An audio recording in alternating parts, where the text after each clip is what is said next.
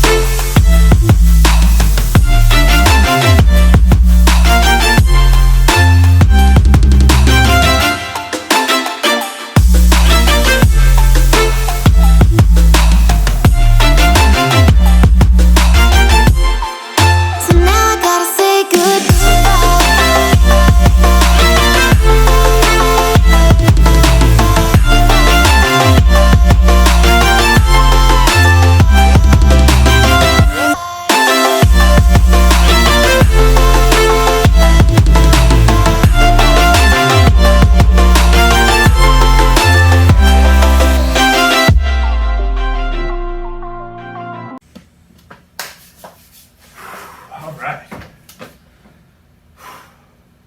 It's been a minute. Wow. Welcome back, everybody.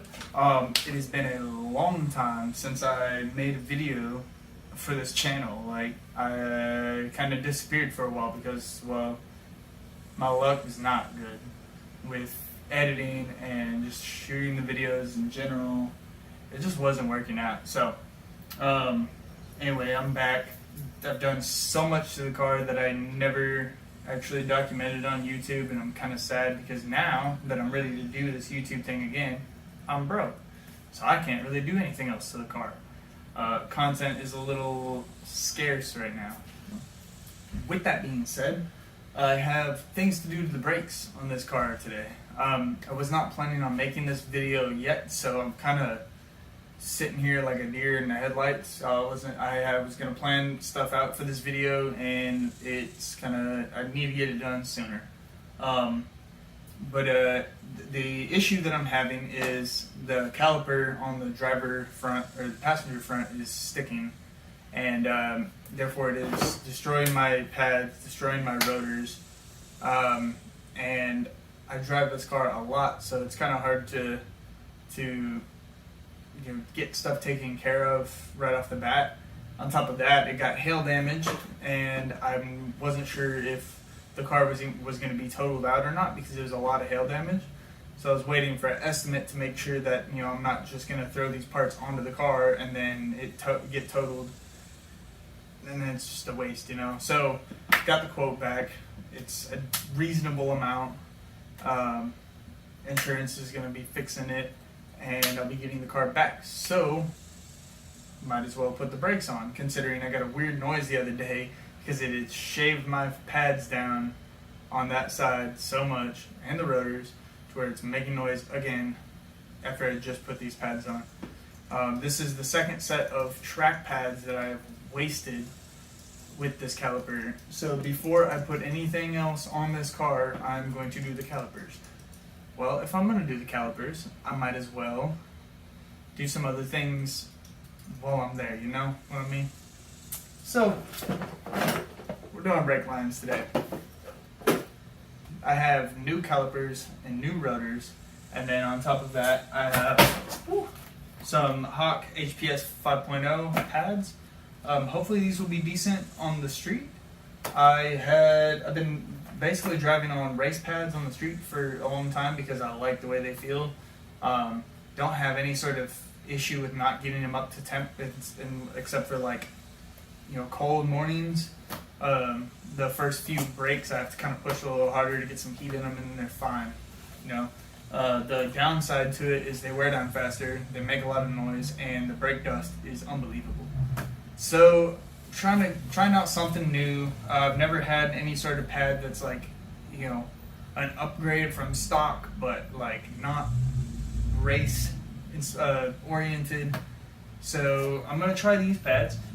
Hopefully they feel pretty good. I want the kind of stopping power provided by a really, really good pad, but with more of the longevity and low brake dust and noise of just a basic pad.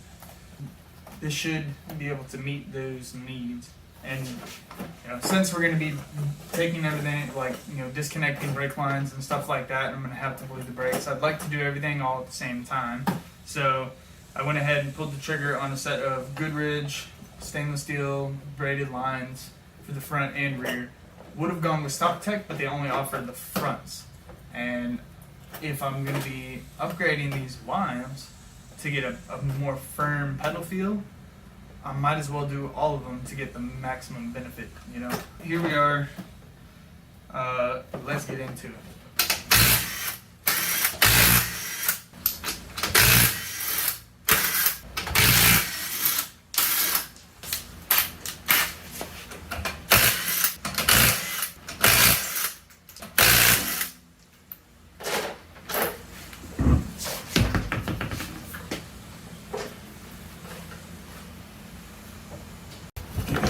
Alright, to get the caliper off, it's pretty simple.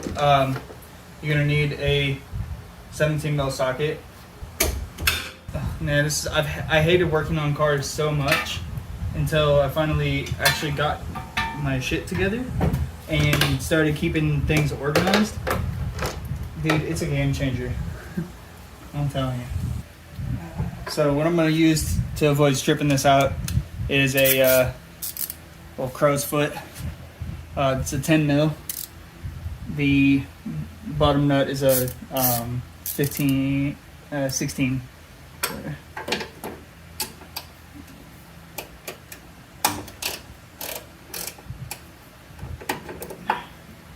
just round. 12mm bolt right there. It pops off. Now we've made ourselves a nice little mess down here. We have the old brake line disconnected. Now here is the new line. Pretty nice, pretty nice. And Goodridge provides the bracket to go onto the body there.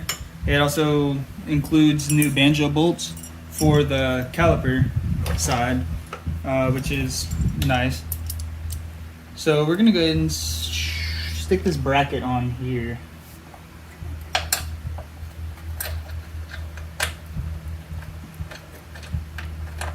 Now we'll take our line, stick it in the hole, pause,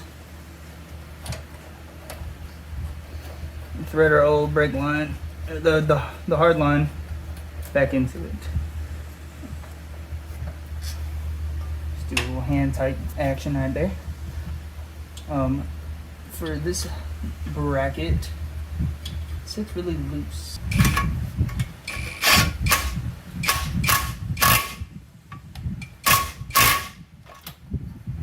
Nice and snug. Well, snug-a-dug-dug. Put that on. We'll go ahead and tighten this board one up on the bracket. Alright, we're gonna go ahead and take off the caliper. It's just 2 bolts in the back. They go into the knuckle. And they are a 17.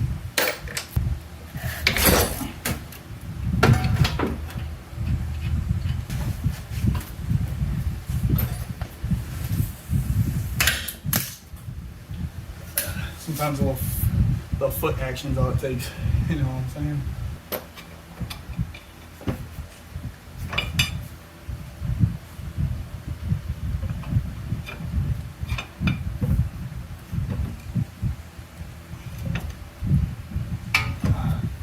Juicy. Yeah, oh, right on my foot. So I think I mentioned towards the beginning that this shit gets a little messy. Oh yeah. Pads are completely ruined in a very short span of time. And the culprit for that, you can see in there, the seal is all torn. And sometimes when those seals tear, a lot of people are like, well, I never had any problems with it. Yeah, well, I did. So the only logical explanation for what is happening here is that the piston just doesn't want to retract like it's supposed to because that seal is bad. Well, normally these things would be stuck. I guess if you don't do your rotors a lot and the rotors haven't been done in a long time, you're gonna have probably have some trouble getting these screws out. I did not, because I just did them not too long ago.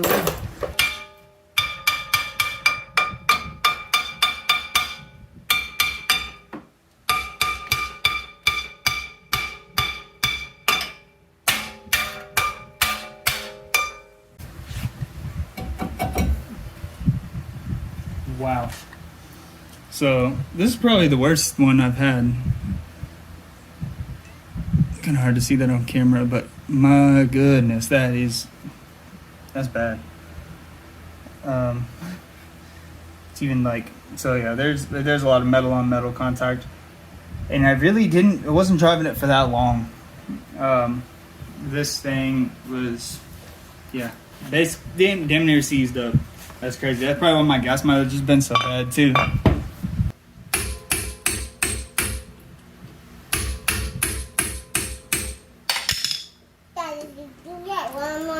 I'm done with you not to tell me. Boy, shut your mouth. Just beat it. Beat the hell out of it real quick.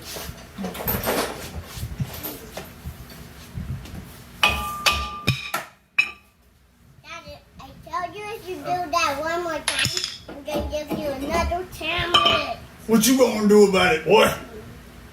What? Drop that on my foot. Alright, just like that, rotor's gone. It's gone. Alright. Now for these, you want to go ahead and clean them off a little bit. If you haven't done them in a while, usually when you're doing your rotors, you want to actually you take a grinding wheel or a something to clean up all the rust that's built up. Are you talking to me? No, I'm talking to the camera. But if you want to listen, you can. Listen. Okay. Me, I'm just going to use a little brake cleaner because I recently did this already. So I'm not too worried about it. I'm just going to spray it, wipe it down a little bit, make sure there's no loose crud on it. I'm getting help, Dad. Yeah. So now we're going to go ahead and put the new rotor on. Make sure you line up the holes. Lance, back up. Back up. Help Well, you got to... Okay. Come over here. Set these down. Put them down somewhere. Can you hold these screws for me? All right, hold them tight. Hold them tight. Okay. So we're gonna put the new rotor on. Make sure the threaded holes are lined up with the Dad, what are you? brain for it. These are screws. Dad, you know magic screws? Magic screws? Huh? No, I never heard of them. Back up. Get back up from the camera. You're in the way of the camera. Back up. Let me sit. Let me sit. No. Camera, no. This.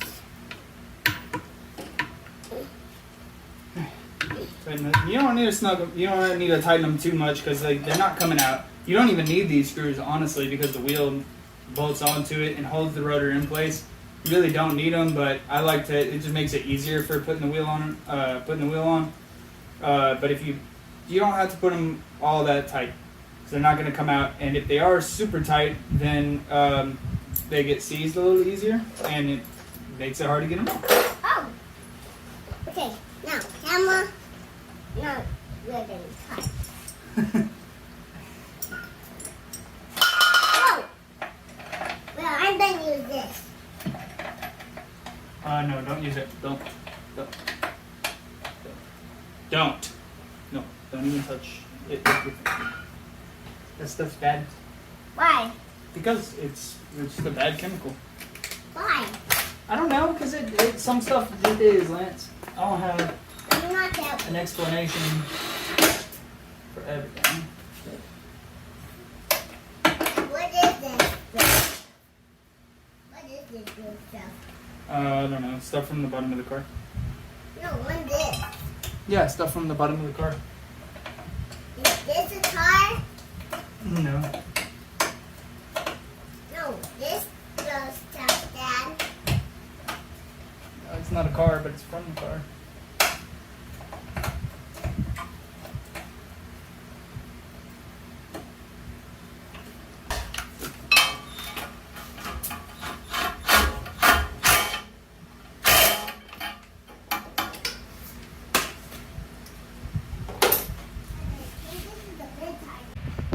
So I'm kind of dumb, and I about forgot to put these little C clips in that it comes with. So I'm gonna have to do that now.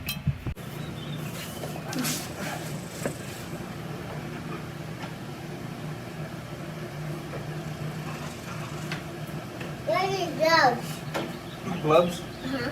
I don't have any. I'm on. Let them. Lance, can you grab me a flathead screwdriver? No, Please? I got you. Oh gosh.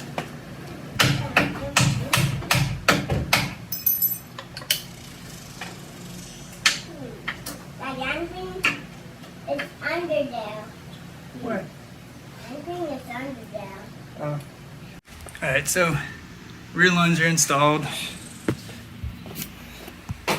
This took a lot longer than I thought it was going to. Sorry I couldn't show it, but you're probably going to have a really hard time with this one. Just where it is. But getting the front calipers put back on now. They turned out pretty good. So here is the finished product.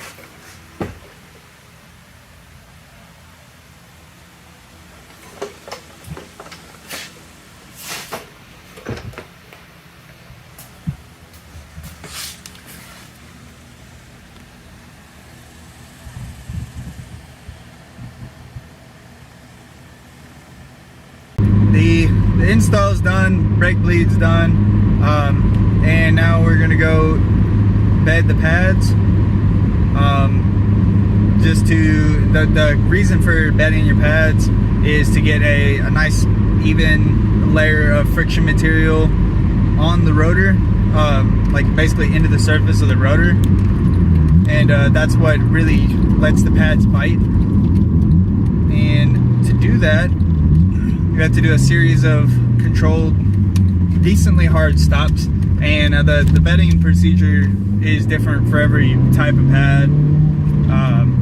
The race pads are, it's a little bit more strict, but for these, the HPS 5.0s, which are a street pad, it's a little less, there's not as much we got to do. So I'm basically just going to do a few 35 to like 5, and then it says to come to a stop, but then on the race pads you're not supposed to come to a stop. Either way, I don't really want to come to a full stop either way, just because there's no point. With the race pads, you're supposed to not completely stop because it can actually warp the rotors, but on these it says you don't have to do that. But I'm still gonna do it anyway. I'm just slowing down to like 10. We're gonna do it. We gotta turn around here because there's a train down there.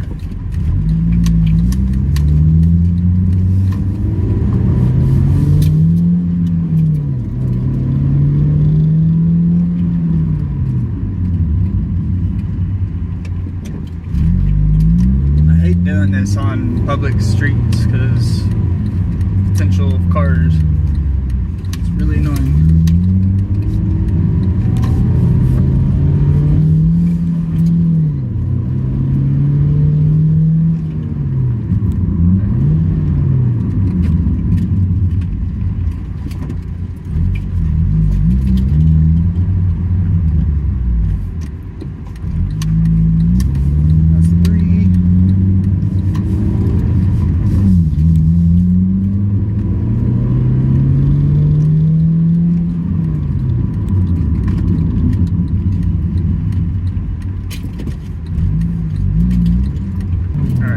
Bump it up to about 45.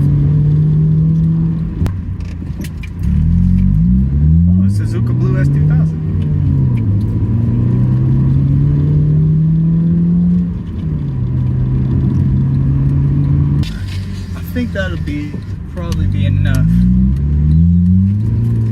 Oh yeah, you'll really start smelling the brakes.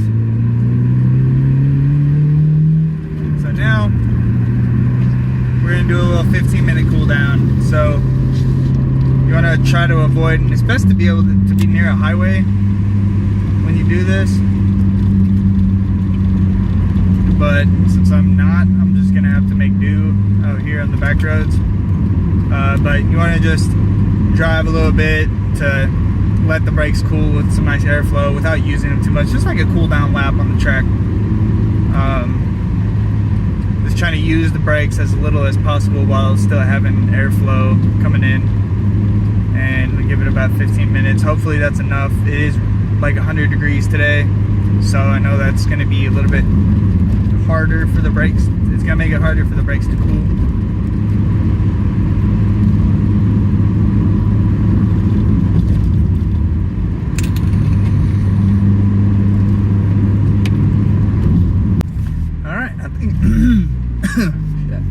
Alright, I think the brakes are officially cooled down, and so we are going to cool down enough. So we're gonna go ahead and drive on home and see how they feel as, well, with normal use.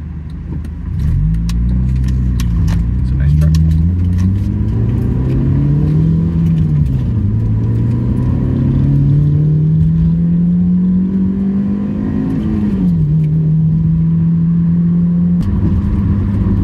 This road is it's not aggressively bumpy, it's there's like waves.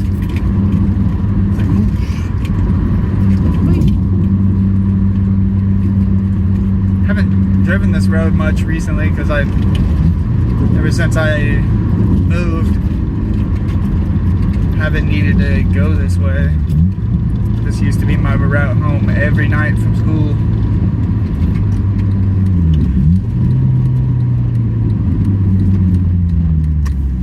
Yeah, we gotta take a long way. Take a long way home. Oh, here we go.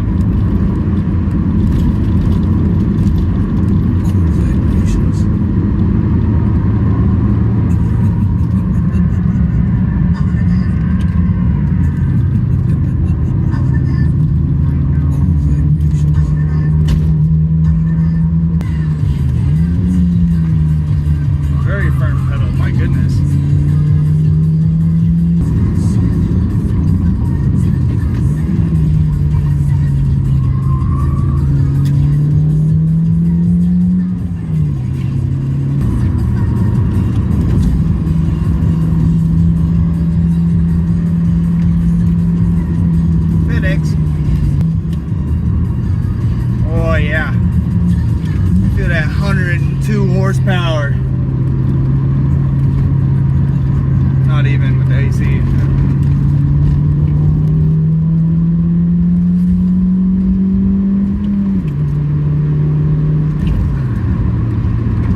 Skirt!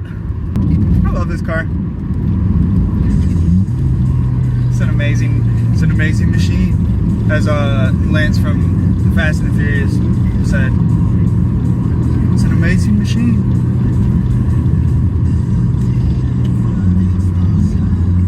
Damn, my boy, your muffler is dragging the ground, bro. That muffler's playing patty cake with the pavement.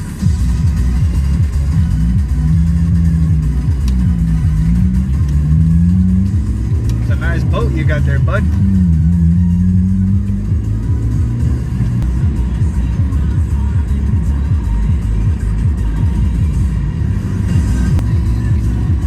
Well, so much for having fun on the roundabout. There's a boat in front of me.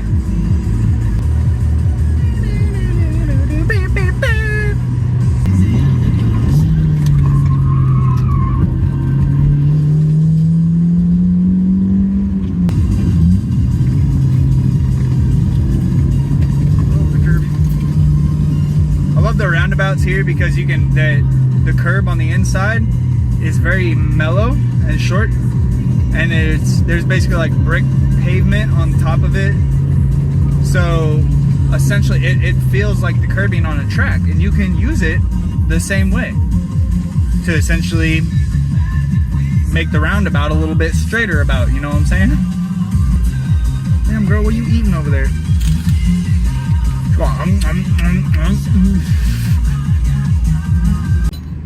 Alright, so back at the house. Impressions on the whole system. The pads, they don't bite quite as nice as the the G-Lock R16s or the Power Stop Track Day pads, which is to be expected. I'm kind of sad that I'm going to a less aggressive pad, but for the sake of streetability and saving money, I need to. So it's just, it's an entirely different feeling. The Goodridge brake lines, the pedal feels very firm. It's like a night and day difference. Just feels completely different than it did before with the OEM lines. But the combination of those brake lines and then the street pads, it's like, I don't know, I still don't have like the same confidence as I would with a track pad, but I'll just have to kind of get used to having a little less bite. But I'm really excited to see if the car feels like with the Goodridge lines and a track pad, because I think it's going to be amazing. And I won't find out until the next track day. I'm going to have to get another set of pads before that, because the biggest difference with track pads is the ability to withstand heat. They build up a lot. You build up so much more heat in your brakes on the track, and pads that aren't designed to run at that temperature range they'll fail essentially. So and especially with how aggressive I drive, I need to get some other pads, and I'm really upset that my pads were wasted because of that stupid caliper. But it is what it is. I'm gonna get another set, probably just the power stops, because the G-Locks, I think they lasted a little bit longer, and the brake dust was a little easier to control, just a tad bit.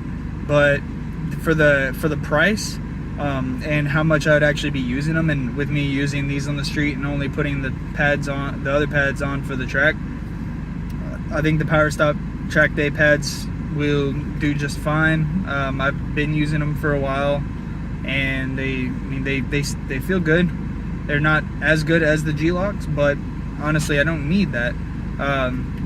Eventually, I'm gonna get another set of the G-Locks, or maybe might try a different pad, but I really liked those.